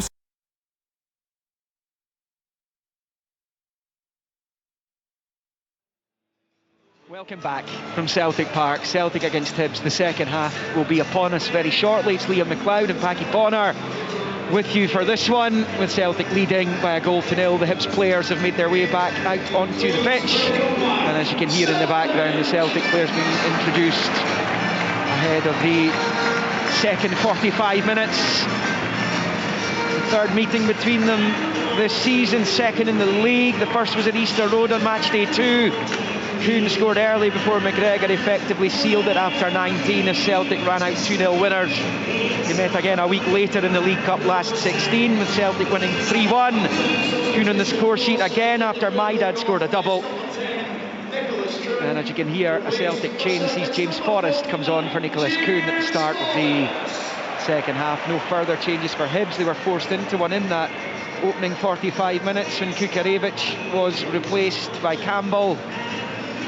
So Celtic, I'm not sure if there's an injury to Kuhn, or perhaps they're looking after him ahead of Zagreb on Wednesday night. I think so. I think to be honest, I thought midweek also took a lot out of him with the weather conditions, and creative players at times you've got to just handle them with a little bit of caution and a little bit of care, and he's probably just given him a bit of a rest. He knows that Forrest is still a very able substitute to come on.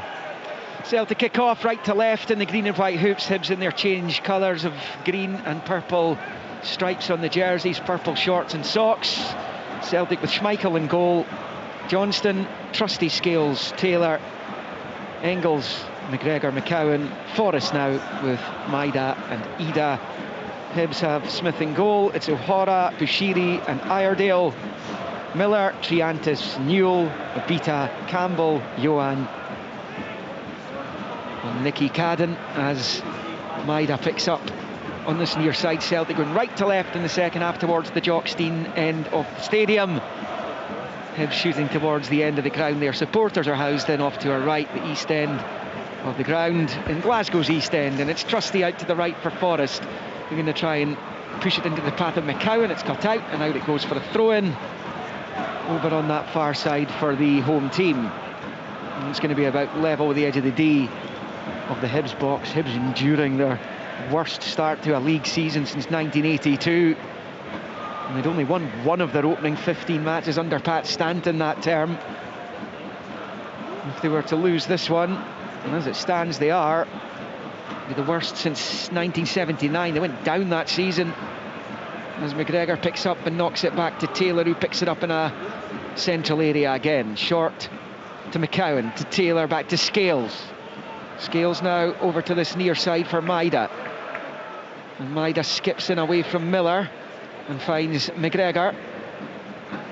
And he moves it to Trusty, who squares it to Callum McGregor. Everyone bar Schmeichel and the Hibs have. Lovely flick by Ida. Chance Engels. Snapshot saved by the goalkeeper Smith. It was straight at him, to be fair. Really lovely little flick by Adam Ida there to set it all up, but stays Celtic 1, Hibs 0. Yeah, good awareness from Adam Ida. He knew the runner was on his left shoulder, and there was a lovely little flick around the corner. Ball's played into him with a bit of pace, and he just gets his flick to it. And I thought maybe that Engels could have went with his left foot. That he tried to kind of almost bend it with the outside of his right foot and got it too straight at the goalkeeper.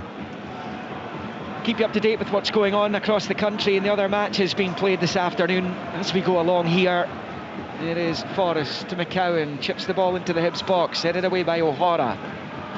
Now Taylor to Scales. Question is for David Gray: can his team conjure up the kind of opportunities they managed in the first half? Well, that's it, but more so, if they do, can they take them? Can they take one of those chances?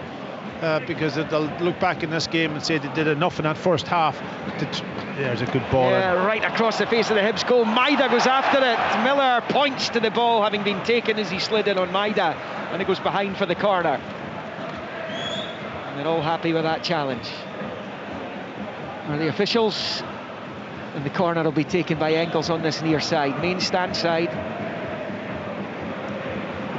And a chance here for Celtic with their first corner of the second half.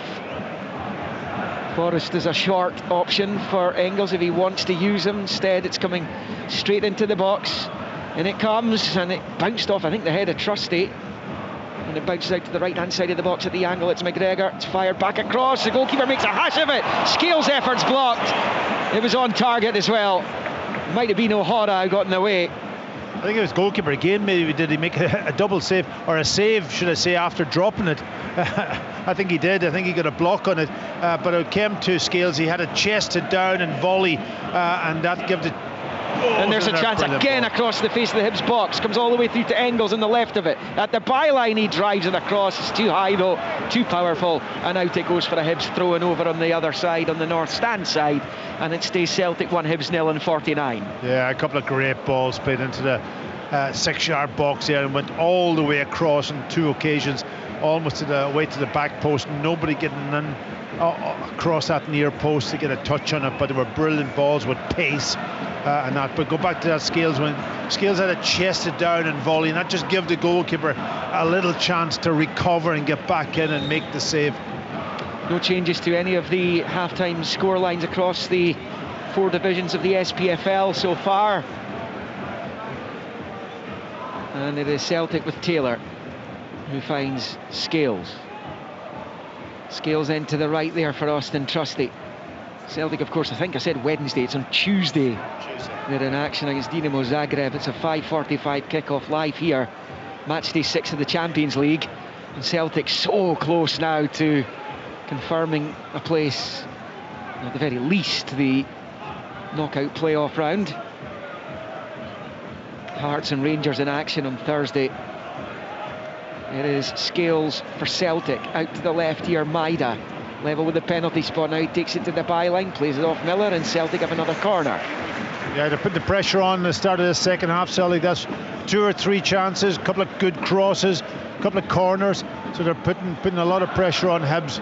They've got to hold strong Hibs at this point. Low corner into the box for Taylor. Back out to Engels. Takes a touch, crosses in. It's another good delivery which Iredale gets onto, and then Campbell blasts it back towards his own penalty spot. It's a low ball. He's fortunate, came straight to one of his teammates, and eventually it ends up back in the gloves of Smith. Celtic 1, Hibs 0 here. Yeah, just his goalkeeper settling it down a little bit, just to take a little bit of pressure off his defence. Long ball down the left-hand side for Hibs to chase. For a Beta, he can right through to Johnston. He gets it back to Schmeichel, who clips it out to this left-hand side. Aberdeen level at Pittodrie against St Johnstone. I'm bringing the goal scorer in a moment, but it is 1-1 there as Maida slips it back to Taylor, who goes all the way back to Schmeichel at the edge of the box. Yeah, Johnston, I've got to say, showing really good turn of pace in two defensive situations now that he's up against quick players and Beta and against Johan, and he's able to outrun them, and that shows you that he's got that real turn of pace for a defender, which is hugely important, I think, for full-backs in the modern game.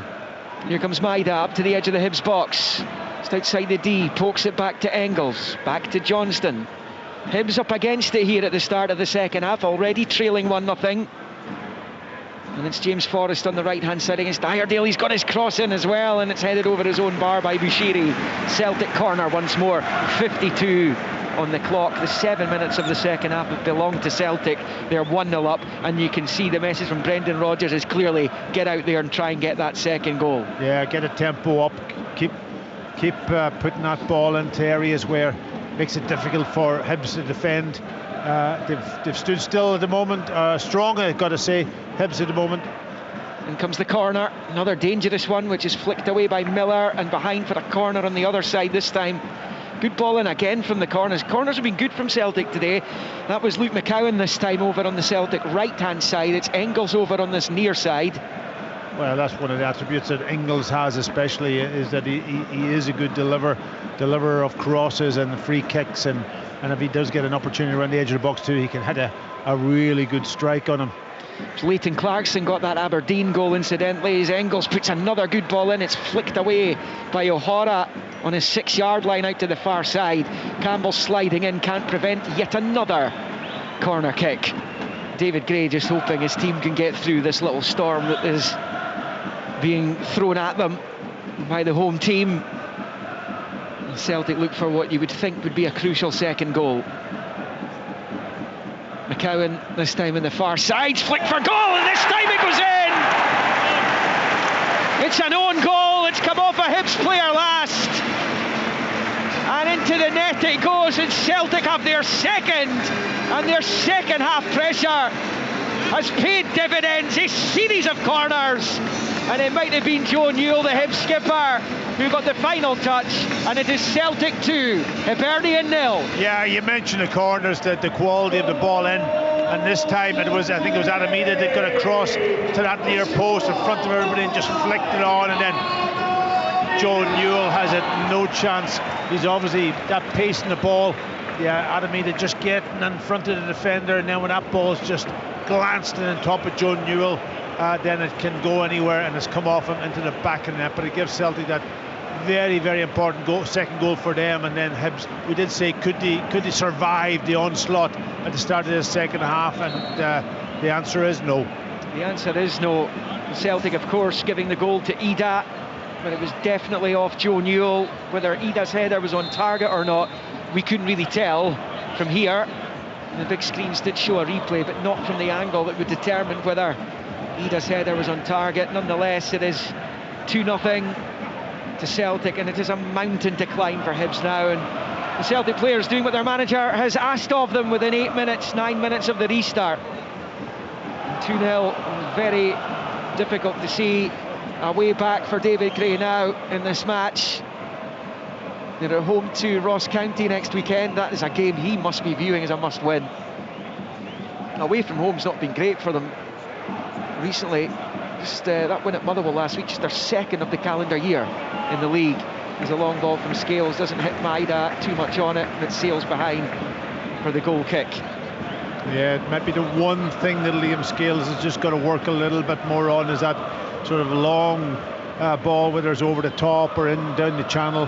He's really good at getting the ball to the full-backs and out to the wingers with a lovely pace and a lovely type of pass that he plays. It's just the one that he has to clip over the top at times, getting his accuracy right. Matty Todd has Dunfermline Athletic 1-0 up on Hamilton in the Championship. Remains Falkirk 1, Wraith 0, Queen's Park 2, Airdrieonians 0. Still goalless at Capello and Firhill in those matches. League 1, Anna 0, Cove 1, Kelty 0, Alloa 1, Montrose 2, Cali Thistle 0, Stennismuir 2, Dumbarton 0, Arbroath Queen of the South is a 5:30 start. Clyde 2, Peterhead 1 in League 2, East Fife 1, Elgin 1, Stirling Albion 0, Edinburgh City 2. No changes there. The games at Stranraer and Bonnyrigg were postponed because of the weather. So in the Premiership, 1-1 at Pittodrie, 2-0 Celtic here, goalless Dundee United Kilmarnock, Hearts 2-0 up against Dundee, and that's Shanklin Brace, and 0-0 St Mirren against Motherwell. And you up to date. It's Ida, back to Taylor, and then back to Scales. Scales then out to Callum McGregor over on that far side. Now it's come to the right-hand side of the box for Johnston's in a good position. The goalkeeper comes out, gets the touch. It's come off Johnston last though, and behind for a goal kick. Johnston thinks he's getting a corner. It is just a goal kick. It stays Celtic 2, Hibs 0 on 77. Yes, that Sorry, run. 57. Sorry, Liam. It's that run from Johnston that into the penalty box and somebody picking him up, and I thought I think he thought that the goalkeeper was coming, and that's why he's taken his touch. And I think if he just had to strike the balls, he's coming into the path of it, I think he would have probably hit the target, at least made the goalkeeper make the initial save, but he just took a touch too much. There's a chance for Ellie Johan up the other end. Hibs have not been up in this area of the pitch at all since the interval. Johan down the right getting it from Campbell. Level with the edge of the D, he's been forced back down the line. Eventually it drops to Triantis. And back to Bushiri, just outside the centre circle. Iredale has had a little bit of a trouble spot there, but he's managed to dig it out to O'Hara, who goes all the way back to his goalkeeper. Long ball from Smith, forward it goes, headed away by Johnston. And then back it comes to Trusty. And now it will be picked up by Scales, left of the centre circle, rolls it to Taylor. Taylor then to Trusty, finds Johnston, and Trusty again, just inside the centre circle he is, and then Taylor turns it out towards Engels. Wasn't a great ball, it was well read by Miller. Hibs have it back, and then Campbell wins the throw-in off Engels on this near side. 2-0 Celtic. Yeah, well listen, they're 2-0 up, and I think they're probably in a very good position for the manager to again go to the bench and put on a number of subs just to keep, as we talked about before the game, keep the energy levels up with all his team. It's going to be a Hibs ball up the pitch here, throw in, midway inside Celtic territory. Lewis Miller is over it. Referee telling him not to steal any yardage here. Hibs number 2 restored to the starting 11 in favour of Chris Cadden this afternoon. Miller is going to bowl this in.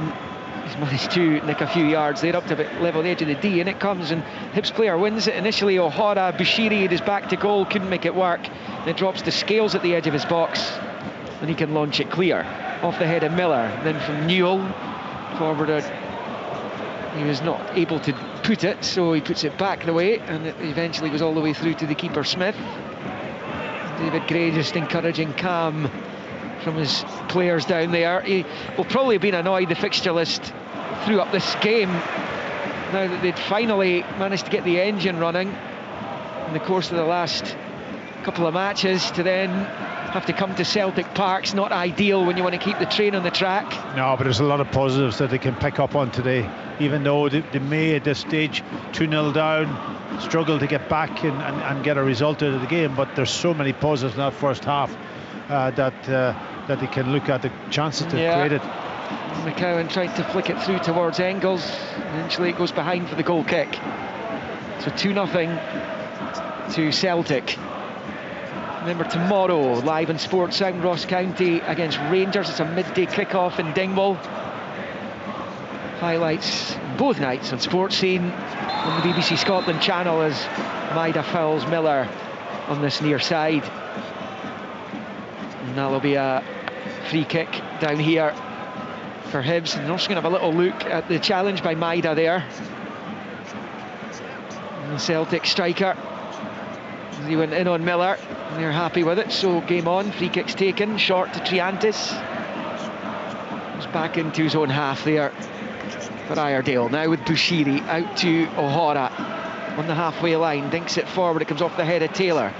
Now it's with Johan back towards Newell, well read by McCowan, he's done well there.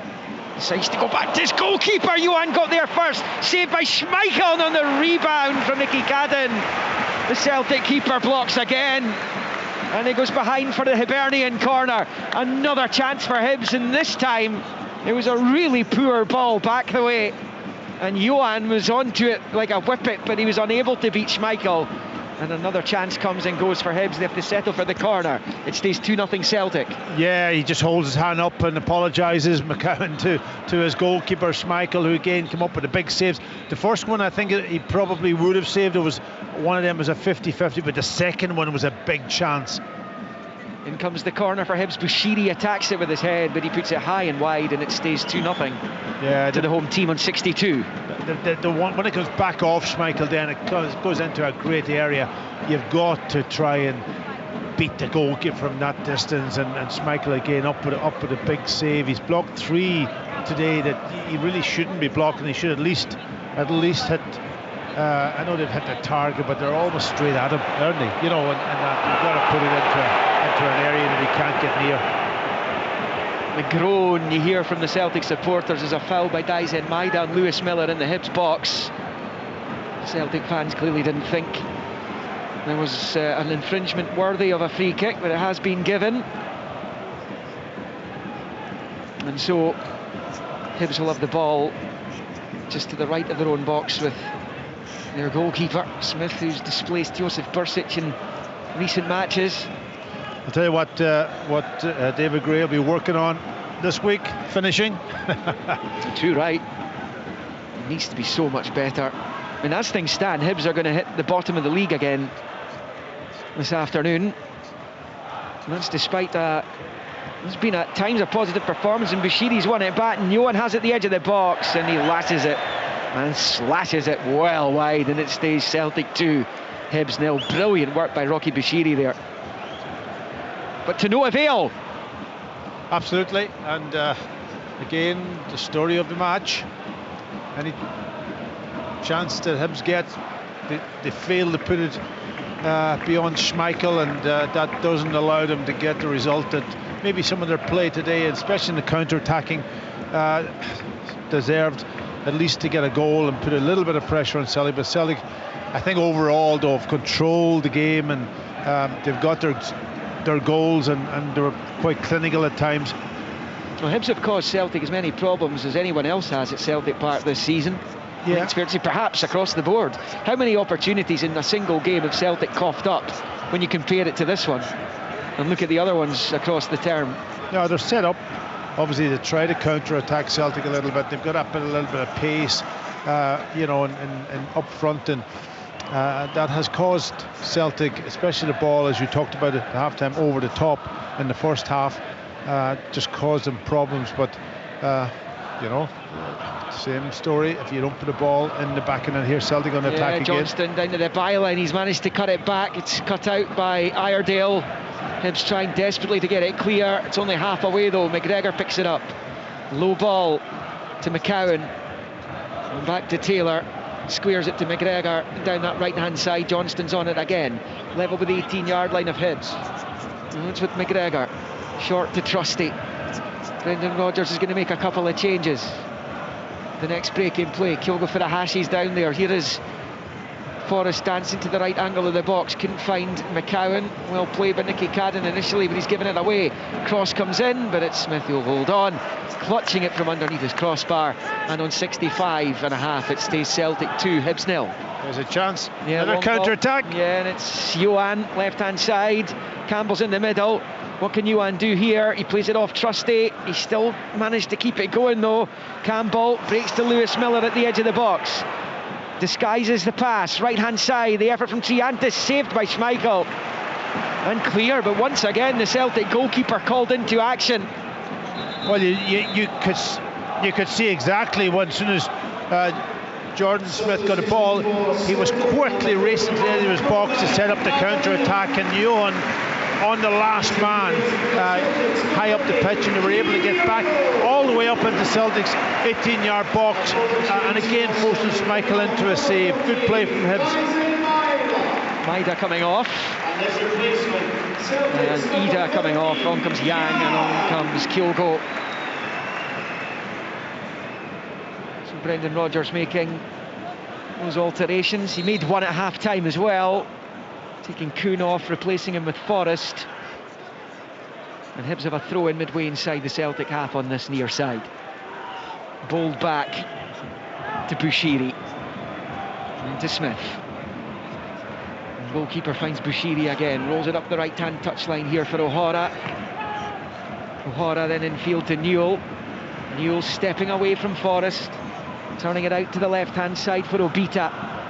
Yuan's made his move inside the box, early ball, doesn't come to Yuan, does come to Miller, takes a touch, shoots over the bar, and it's been blocked brilliantly by Taylor.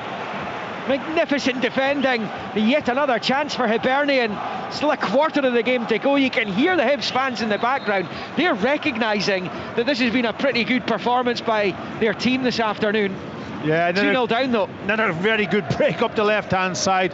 And when the ball comes to Miller at the back post, it's sort of almost, he was unlucky because he has to take a touch, he has to get it under control, and then the block comes in from Taylor. But a corner for them. To be taken on this near side, right in front of the Hibs fans by Nicky Cadden. In it comes, headed away by Scales. Triantis heads it back into the Celtic box. Yuan can control with his back to goal, and it's cleared by Johnston. Picked up again though, the second ball by Hibs. Campbell out to Cadden on this right-hand side, taking on McCowan to the byline and winning another corner. Celtic 2, Hibs 0. Hibs banging on the door all of a sudden. Yeah, listen, when the ball comes to Cadden, the first time he really should be putting that ball. It doesn't need to go and beat the opposition defender, because the space was there to put it into the box. Corner comes into the penalty area to the back post, headed down. Schmeichel saves again. Down into the ground, it bounced straight up at the Celtic keeper, who holds on, and it stays 2-0. Well, it's incredible, isn't it, that they haven't been able to score today, Hibs. That's another chance from about 6 yards out. I'm not sure if it was Miller or Bashiri that got her head on it. Scales was under pressure. He was almost dwarfed by the two of them, and when it comes down, it bounces down in front of Schmeichel, and he's almost been like a fullback on the line. Gets his chest to it, and then his hands rather than his hands first, but makes the save and keeps the ball out of the net. Well, he's been called into action today, and I think I said to you he's had a fairly relaxed start to his Celtic career when we were doing the game on Wednesday night, but he's been made to earn his wages today as Yang comes forward down the left of the Hibs box and wins a corner up the other end. 2-0 Celtic. Yeah, you know how this is going to work out. Celtic are just going to go down the other end and probably score when the next big chance comes to them, and again just keep that story of the game going. Engels will take the corner on this Celtic left-hand side. We'll try and find a third that would absolutely seal the win. Just over 20 to play. And Engels over it. Looking for an in-swinging delivery here. Again, they've all been on point today. That one was too. Headed away in the 6-yard line by Miller though. And Johan's managed to win it back off McCowan. He's driving forward and he's released Nicky Cadden down the right-hand side. Flicks it forward with the outside of the boot, straight to Callum McGregor though, as he tried to feed it into Josh Campbell's feet over on the left-hand side, and Celtic mop it up. And they will be making more changes shortly. Rio Hitate and I think maybe Paulo Bernardo are going to be on shortly. Hibs are going to make a change too with Martin Boyle coming on. Well, he's the one that I'm so surprised. Has he been injured? Yes, he has. Yeah, he has been injured, but he is the one of those chances that they've had with his pace and his quality on the ball. You would expect him to be on the end of something and put it in the back of the net. But But yeah, Celtic just going to the bench, keeping the freshness up as players. But they've been done on the counter attack today, and that's probably something that if they don't get that right midweek, certainly they may be in a little bit of trouble, especially away from home in Zagreb. Yang down the left-hand side for Celtic. Low ball in is cleared by Iredale. That was a really good bit of play by Yang. I think he's flattered to deceive at times in his Celtic career. As Yang, and it's picked up by Yang again on this left flank. Attacking Miller into the box, stabbing it back to the edge of the area from McGregor. Now McCowan. McCowan rolls it to Forrest, right-hand side of the box.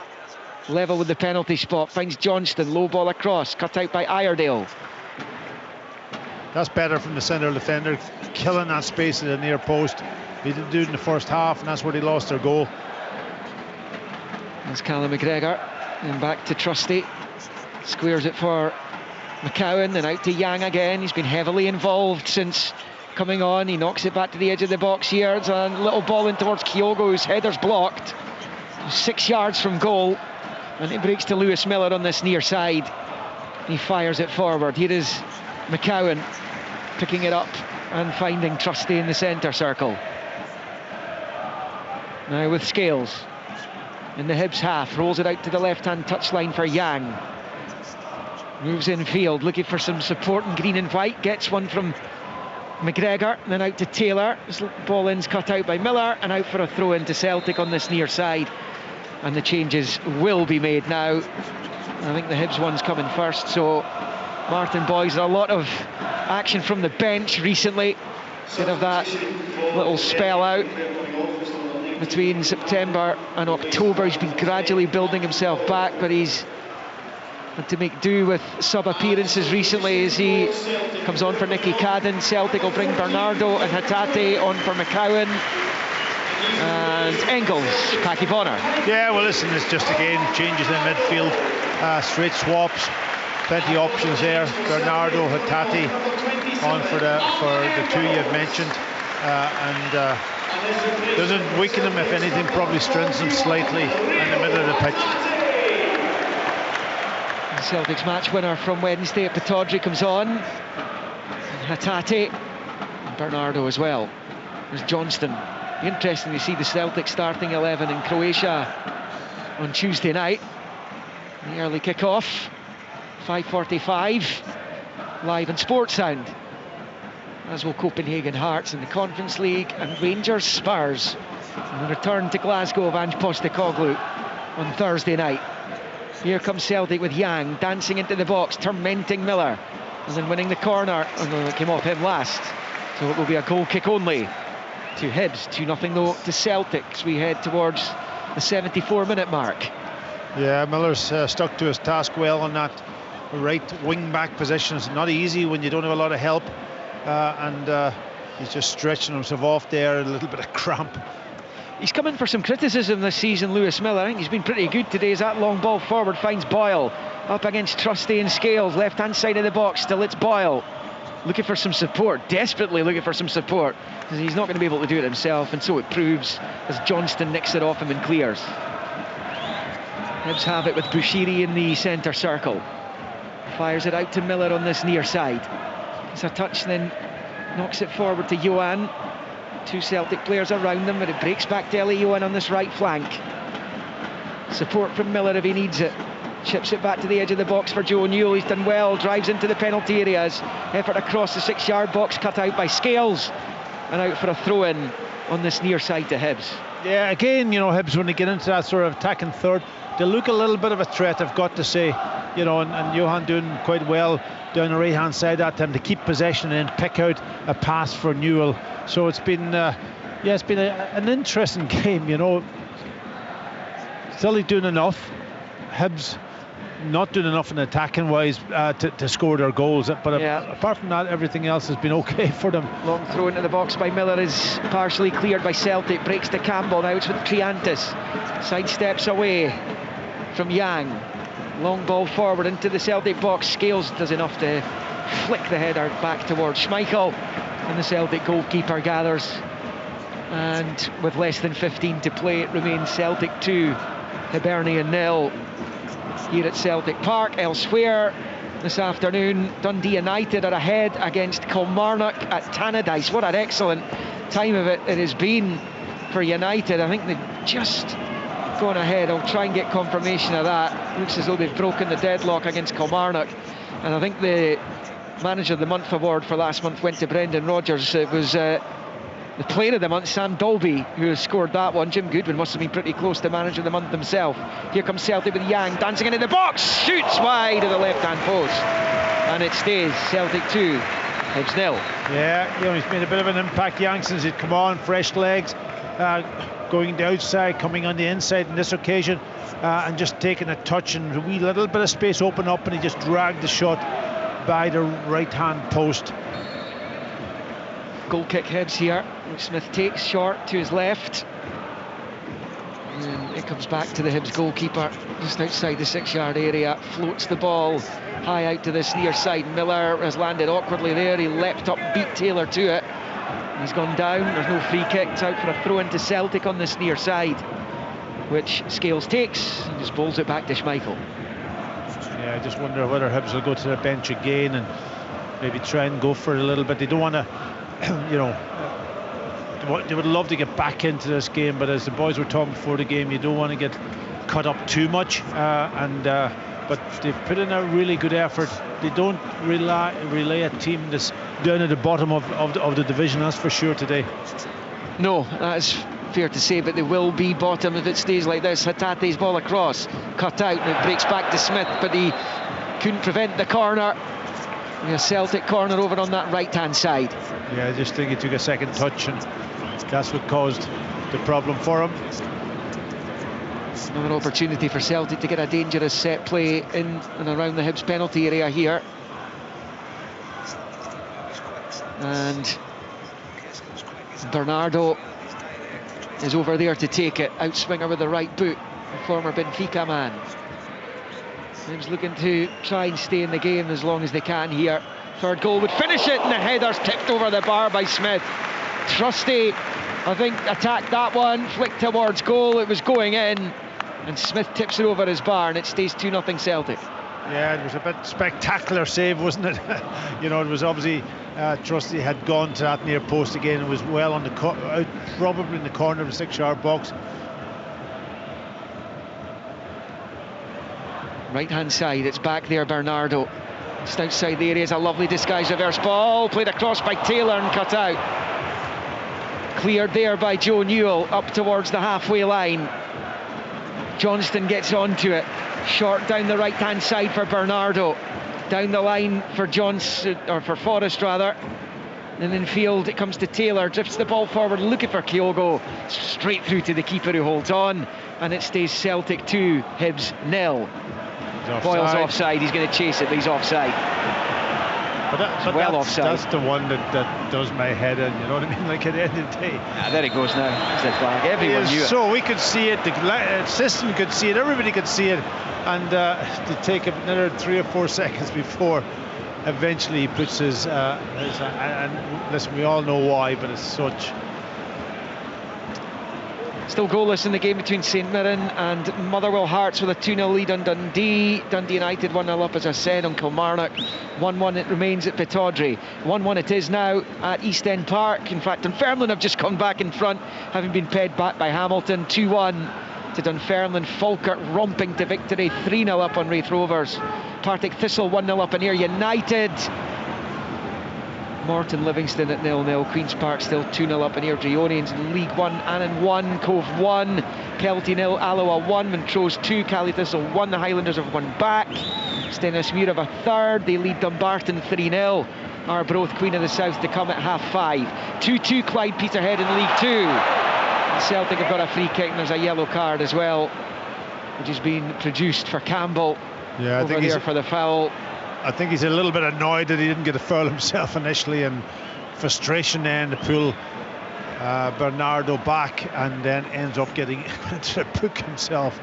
1-1 East Fife Elgin, and 3-0 Edinburgh City now against Stirling Albion in League 2. Celtic free kick. over on that right-hand side.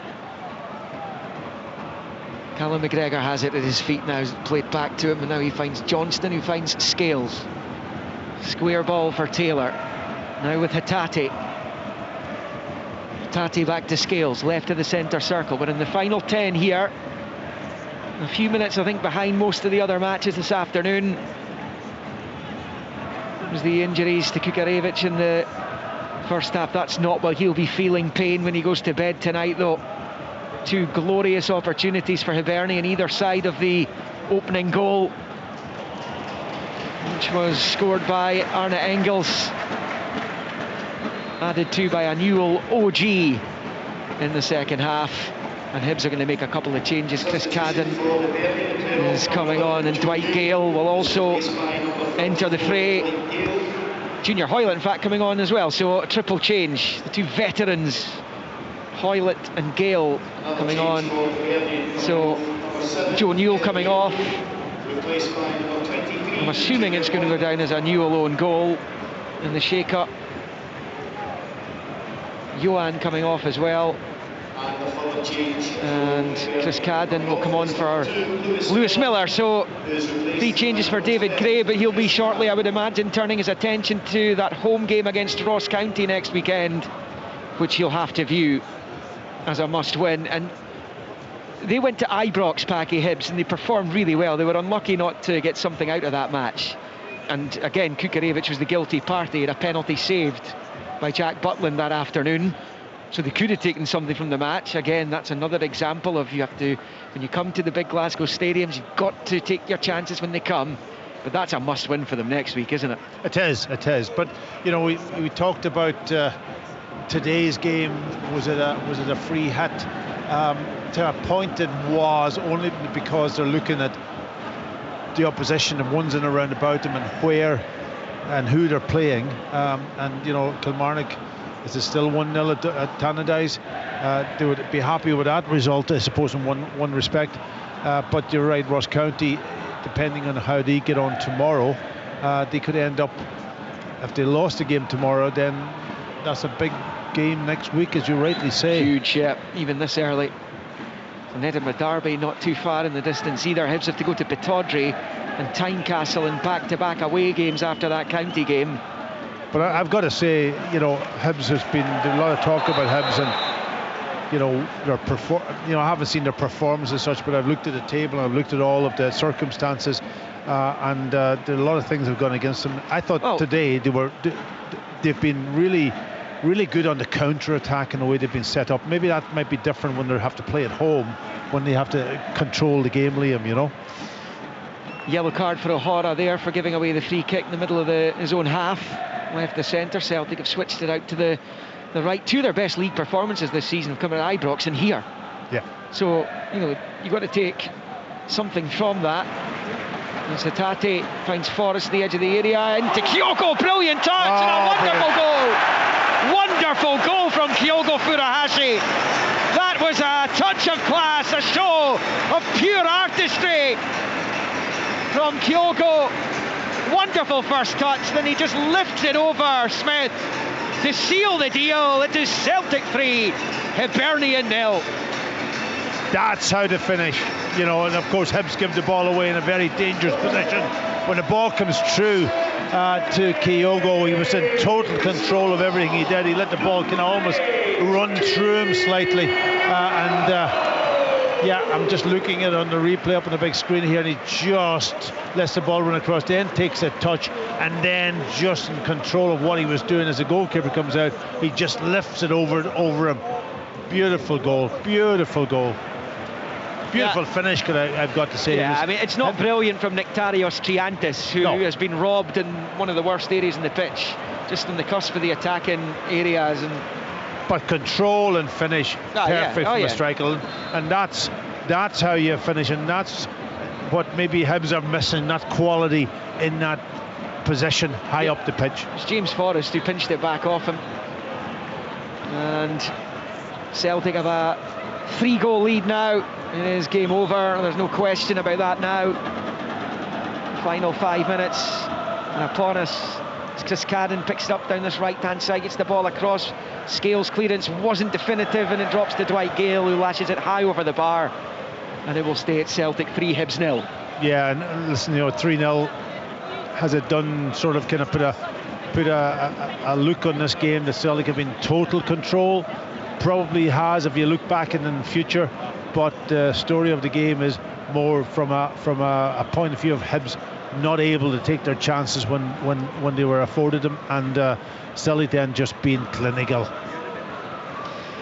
Yeah, I mean, Celtic have for large spells controlled this game, but Hibs have had the opportunities, and you can't always say that about a visiting side coming here. As Forrest comes up towards the edge of the box, shoots with the left foot, would you believe, and it's a pretty comfortable take for Smith in the end. And stays at 3-0 with less than 4 of the 90 to play. Yeah, I've got to say, almost all of Celtic's chances they've been able to hit the target or put them in the back of the net, and that's, at least if you hit the target and make the goal. And the goalkeeper has done quite well today, Jordan Smith, in the Hibs goal. He's come up with saves, but just Hibs, yes, hitting the target, but not able to put it in the back of the net. Both goalkeepers have been called into action, plenty today, and Schmeichel has it now as the cross come in from Chris Cadden. Evades Gale though, and comes right through to the Celtic goalkeeper. Next up, of course, for Celtic, that Champions League trip to Croatia on Tuesday evening, and then next Sunday they will contest the first piece of major silverware of the Scottish football season when they face Rangers in the League Cup final a week tomorrow. And that, I'm sure, Paki Bonar will be one to relish. Of course, it was an Adamida goal that separated the two in the Scottish Cup final at the end of last season. Yeah. They've still got 2 massive matches, the 2 of them in the midweek. Rangers still to play their league game this weekend. Yeah, well, it'll be interesting. Quite something. Yeah, it'll be interesting to see if Rangers can continue and build on the confidence of scoring 10 goals, and those 2 games. And that builds confidence anyway. So can they capitalise on that tomorrow? They have to almost win their game again to try to stay anyway in touch with Celtic, and that. So there's so much pressure on Rangers all the time because they can't afford to lose anything now. Cup final, huge game for them. Celtic won now one.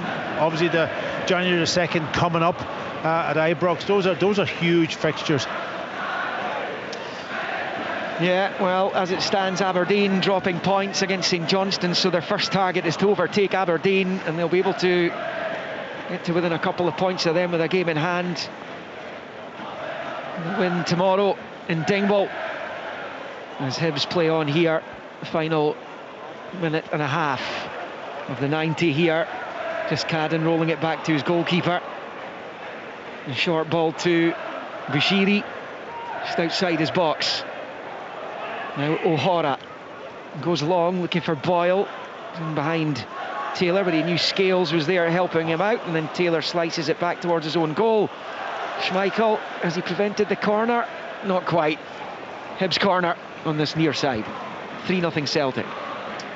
Yeah, and a little bit slackness creeping into Celtic there, giving away the cheap corner. But Schmeichel today, what has he come up with? About 4 saves.